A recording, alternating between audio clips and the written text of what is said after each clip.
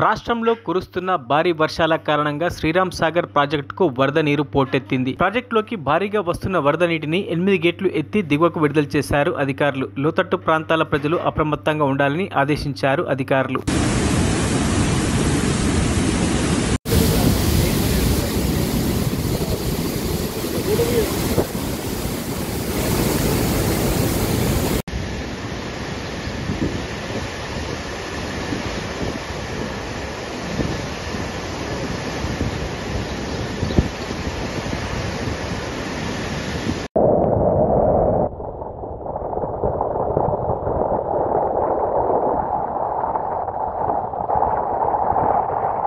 మరిన్ని అప్డేట్స్ కోసం మా ఛానల్ని సబ్స్క్రైబ్ చేయండి.